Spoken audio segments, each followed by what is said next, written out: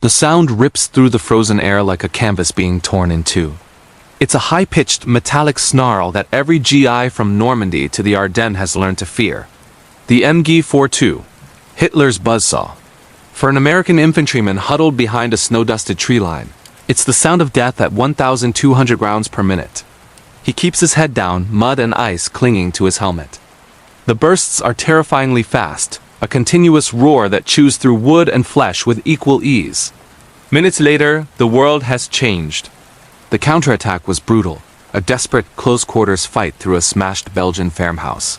Now silence, broken only by the wind and the groans of the wounded. And there it is. Propped on its bipod, its barrel still radiating a shimmering heat, is the very gun that just tried to kill him. A captured MG42, it feels alien in his hands, heavier and more crudely finished than his M1 Garand. The oil from the mechanism slicks his wool gloves. He can smell the scorched metal and burnt powder. His training screams at him, asterisk, don't do it, wrong ammo. It'll draw friendly fire.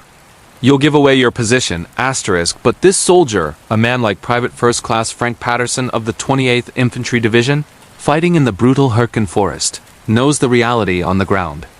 According to the division's own after-action reports, men were constantly forced to make impossible choices just to survive the next 5 minutes.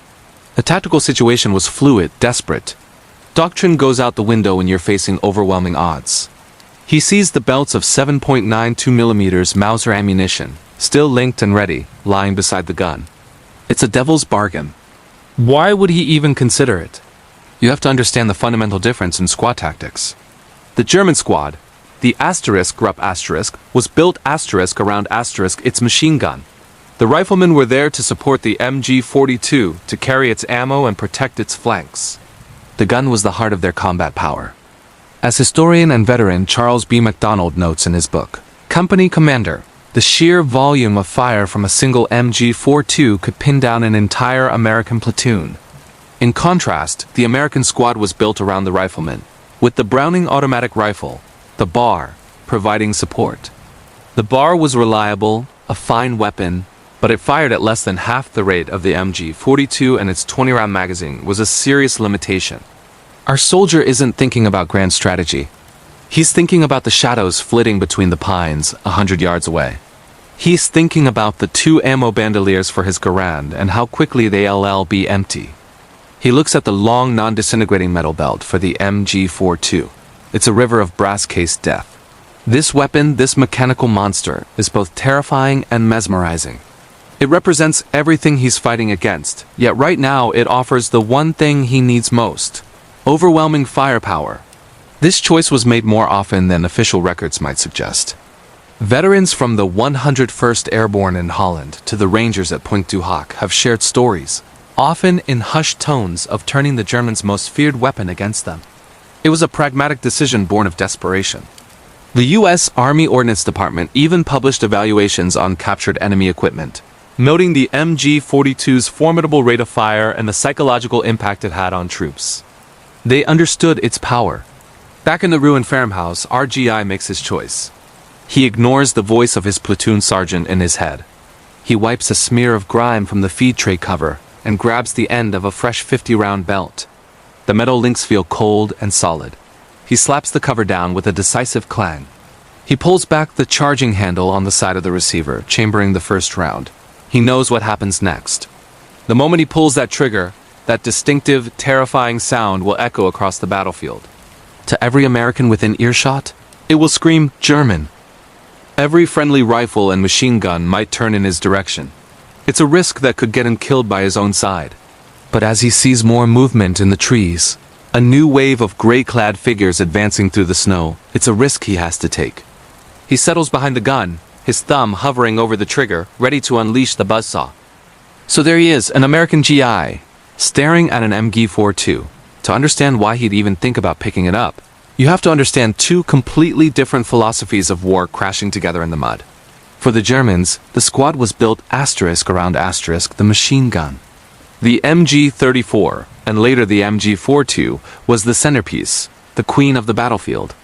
Their infantry doctrine was all about establishing a base of fire with this weapon, using its tripod to create a beaten zone where nothing could survive, and interlocking its fire with other MGs to form an impenetrable wall of lead. The riflemen were there to support the machine gun, to carry its ammo, and to protect its flanks.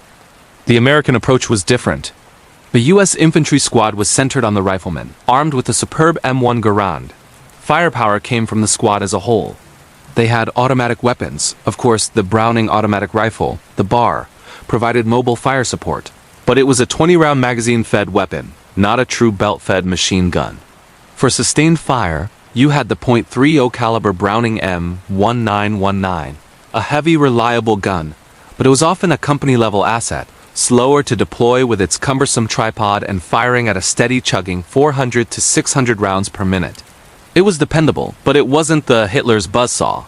So why would our GI risk it? Imagine the situation. His squad's BAR is out of action, maybe the gunner is down or the weapon is smashed.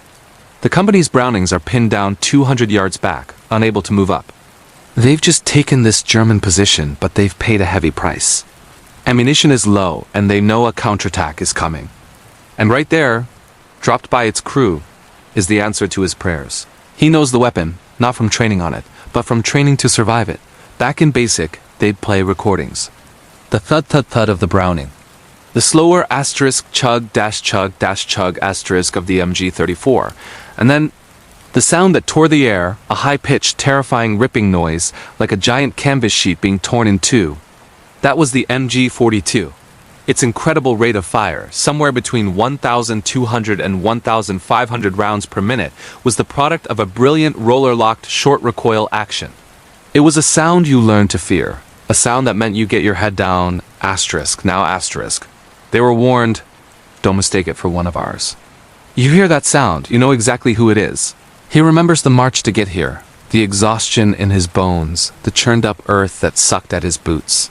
He remembers the first time he heard the buzzsaw for real, not on a recording. It wasn't just a sound. It was a physical pressure wave that made the air tremble. It was the sound of pure, concentrated violence. He'd read a captured letter once from a German officer who wrote in his diary, "We trust in the MG. It is the heartbeat of our squad. As long as it beats, we live." He understood that now. The gun wasn't just a tool. It was a psychological anchor. A promise of survival for one side, and a harbinger of doom for the other. Picking it up is a devil's bargain. He knows the problems. The barrel on the MG42 overheats incredibly fast because of that insane cyclic rate. Germans were trained to swap it out in seconds, but he has no spare. If a part breaks, he can't fix it. And worst of all, the moment he pulls that trigger, every German within earshot will know exactly where he is and what he's using. He'll be painting a giant bullseye on his own position. But the alternative is facing a German counterattack with a few Garands and maybe a handful of grenades. It's no choice at all. His mind is made up. He grabs the front of the gun, and his buddy, a kid from Ohio, grabs the stock. Together, they drag the 25-pound weapon through the dirt and shattered timbers of the farmhouse they now occupy. They heave it up, resting the bipod on a smashed windowsill overlooking the approach. With fumbling, adrenaline-slicked hands, he opens the feed tray cover and lays the first captured belt of ammunition across it. He snaps the cover shut, pulls the charging handle, and lets it slam home. The metallic clack is the loudest sound in the world. He and his buddy lay out the remaining belts on the floor beside them. Then they wait. They don't have to wait long. The counterattack is coming. Everyone knows it. The ground trembles. Not from a distant rumble, but from the thud of boots on frozen earth. German grenadiers. They're coming, advancing by bounds, weaving between the skeletal trees. A machine pistol, an MP40, rips through the silence, a sound like tearing fabric. Pop dash pop dash pop dash pop. The bullets snap overhead. Then another sound, a hollow asterisk thump asterisk from the German lines, followed by a whistling shriek. Mortar. The first round lands short, a geyser of black earth and snow. The second walks closer, the explosion a sharp crack that rings in my ears. It's now or never. My hands find the cold steel of the MG42. This is it. The first time using it for real. I grip the pistol grip, my thumb hovering over the trigger. I take a breath, line up the sights on the first wave of advancing gray figures, and squeeze. The world explodes. The gun bucks against my shoulder with a force that threatens to dislocate my arm. It's not a steady push. It's a violent, shuddering jackhammer. The rate of fire is insane, a continuous, deafening roar that feels like it's shaking my teeth loose. The air in front of the muzzle shimmers with heat, distorting the world beyond. Snow and dirt dance and leap in the beaten zone, 100 yards out, as if alive. It's less a weapon and more a force of nature, almost uncontrollable. I let go of the trigger, the sudden silence deafening, a short burst. That's the key. Ride the trigger. Don't hold it down. A long burst and the barrel will overheat. Cook off the rounds in the chamber. Another burst. The tracer rounds, every fifth one, look like angry red hornets zipping toward the tree line. I can see the effect. The advancing squad dives for cover, disappearing into the snow. This one gun, this single monstrous weapon, is pinning them. It's buying seconds, precious seconds, for the rest of the platoon to shift, to find better firing positions. A hot, acrid smell fills my little dugout. The smell of burnt powder and something else, a sharp metallic tang. I glance down. The barrel is starting to turn a faint, iridescent blue. It's getting hot, dangerously hot. I have a spare barrel and an asbestos mitten, but there's no time to swap it now. I feed the belt, slap the feed tray cover down hard, and get back on the gun. Another burst, stitching a line across a low rise where I saw movement. Then, a new sound joins the chaos. A slower, more deliberate thumping. Asterisk, chug, chug, chug, asterisk. 30 cal, American. It's coming from our flank, from Baker Company's position. The rounds are zipping past my position, way too close. They've heard the MG42's distinctive rip and mistaken me for the enemy. It's a known hazard. The after-action reports are full of it. Use of enemy machine guns, while sometimes necessary due to ammunition shortages, frequently drew friendly fire. Necessary or not, I'm in the crossfire. Panic claws at my throat. The signal! What was the signal? My mind goes blank. Was it a flare? A whistle? My frozen fingers fumble inside my jacket, searching for the flare pistol, the whistle, anything. It's not there. My mouth is dry. I try to shout the password. Thunder. But the word dies in my throat, choked by fear and the cordite haze. For a few long, terrifying seconds, the world is just noise and confusion, friend and foe indistinguishable. The .30 cal fire stops as suddenly as it began. Someone must have realized. I let out a breath I didn't know I was holding and get back on the MG42. The immediate threat is still out there. I fire again, shorter, more controlled bursts, trying to conserve the barrel, conserve the ammo. The first belt runs out. The gun falls silent. I rip open the feed cover, my movements clumsy with cold and adrenaline, and start to feed in the second belt. That's when I see them. More shapes, dozens of them, gathering at the edge of the woods, using the pause to mass for another push. And then, from the dark tree line, an answer. The same vicious, high-speed rip of another MG42. It's a duel. Their gun opens up, its own harsh stanza cutting through the winter air, and the world is once again a storm of steel. The crackle of the MG42 wasn't just noise. It was the sound of a gamble. Up on the line, Sergeant Miller wasn't thinking about Aberdeen Proving Ground or Army Doctrine. He was thinking about the half-mile of open, snow-dusted ground in front of him. He jabbed a finger at PFC Evans. You're on the belt. Keep it fed. Then he pointed at Rossi. Go. Find more of this 7.92 stuff. Scrounge every damn German position between here and the creek. Back at Company HQ, the argument was already starting. The .30 cal crew wanted to shift their Browning to cover the new gun's dead zones. It made sense, but it also exposed their flank. It was a trade-off, a risk measured in yards and seconds. Official US doctrine was clear: don't use captured weapons. The reasons were sound: you couldn't get spare parts. The ammo was a logistical nightmare. And worst of all, the distinct sound could draw friendly fire from units who thought they were shooting at the enemy. But on the frozen front of winter 1944, doctrine was a luxury. Survival was the only rule that mattered. The Ordnance Department back in the States was fascinated by the MG42. They'd tested it, taken it apart, and even tried to clone it. They called their version the T24, an attempt to chamber the brilliant German design for the American .30-06 round. But it was a failure. The conversion just didn't work right, a testament to the precision engineering of the original. So the reliable, heavy, but slower-firing Browning M1919 remained the GI's workhorse. Here, though holding a piece of frozen real estate, this captured Spando was a gift from hell, and they were going to use it. Across the field, in a shallow trench smelling of pine and cordite, a German Feldwebel froze, his head cocked. He knew that sound.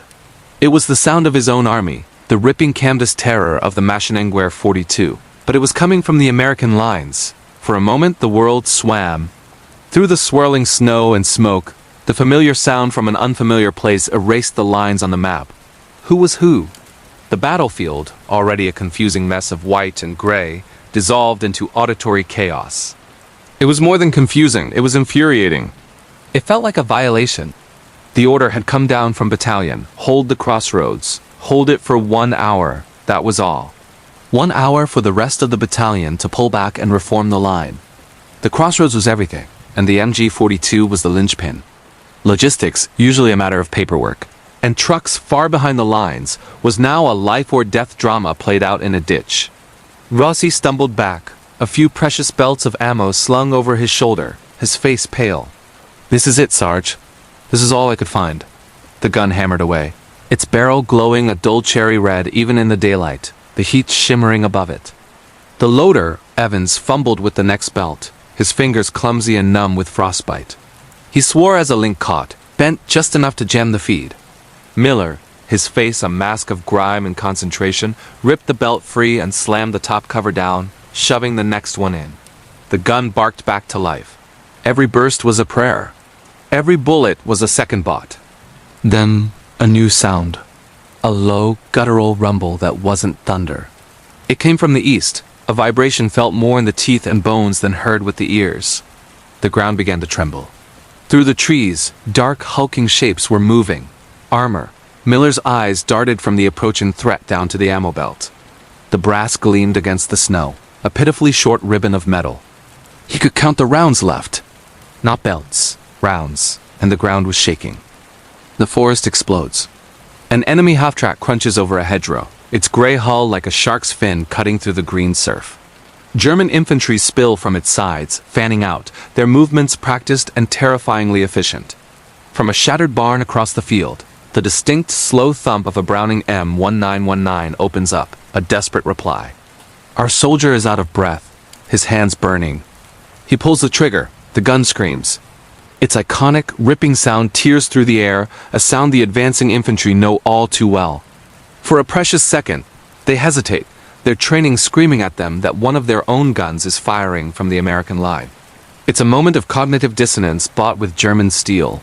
He empties the belt, the barrel glowing cherry red, smoke pouring from the shroud. The gun falls silent. The moment of truth has arrived. He glances to his left. AGI is frantically dragging a .30 caliber machine gun into a new position, but it's not ready. His own M1 Garand is slung on his back reliable, but 8 rounds won't stop this assault. His eyes snap back to the MG42. The barrel is warped from the heat, dangerously close to failure. Firing it again is a gamble. It could jam, it could explode in his face, but it's the only weapon that can speak the language the enemy understands right now. It's a brutal calculus of survival. He grabs another belt of American .3006 rounds. It won't feed perfectly, but it might just work. He shoves it in, praying. The German advance surges forward again, their hesitation gone. He pulls the charging handle, aims at the biggest cluster of gray uniforms, and squeezes the trigger. The gun stutters, protests, then roars back to life, chewing through the American ammunition with a choked, irregular rhythm. It's not the clean rip of before, but a guttural, angry growl. The sound alone is pure shock and awe. It pins the enemy down, forcing them to seek cover. This isn't just one soldier anymore. It's a linchpin. The precious seconds he buys are everything. The .30 cal from the barn finds its range. Riflemen, emboldened by the furious noise, lean out from their foxholes and add their fire. The defense, which was about to shatter, knits itself back together around the sound of that captured gun. Then a new sound joins the chaos. The deep, metallic clang and diesel roar of an M10 tank destroyer cresting the hill behind them. Its turret swings, the long 3-inch gun finds a target, and with a deafening crack the German half-track is engulfed in a ball of fire and black smoke. The assault breaks. The remaining infantry falter, then retreat back into the woods. Silence, punctuated by ringing ears and the crackle of the burning vehicle, falls over the field. Our soldier, whose name is lost to history, received no medal for this specific action. He was just one of thousands of GIs who displayed what became a hallmark of the American forces in Europe: improvisation under doctrine. The field manual didn't have a chapter on using a warped enemy machine gun with the wrong ammunition, but the core principle of using any means necessary to hold the line was etched into every soldier. His story mirrors countless documented instances of American units turning the enemy's own weapons against them. The P-38 pilots who strafed German airfields, the infantry who prized the Panzerfaust, and the men who learned to make an MG42 speak with an American accent. The legend of the MG42 was earned through its devastating effectiveness. But the American knack for adaptation, for turning an enemy's strength into a stopgap solution, was just as legendary. In the chaos of combat, courage under fire is what truly matters. After the battle, a captured German officer's diary entry was found. It mentioned a perplexing detail from the fight. The Americans have a new machine gun. It speaks like ours. Years later, our veteran would reflect on the war, not with tales of glory, but with the memory of a sound. A sound he created, a sound he feared, a sound he could never forget. The ultimate takeaway is this: weapons are critical, but battles are decided by the choices made under unimaginable pressure. And on that day, in that small corner of France, the loudest, most terrifying American voice in the fight was made of German steel. If you want to uncover more of these incredible stories where human ingenuity and sheer nerve changed the course of battle, make sure to subscribe and hit that notification bell. We've got so much more to explore. Thanks for watching.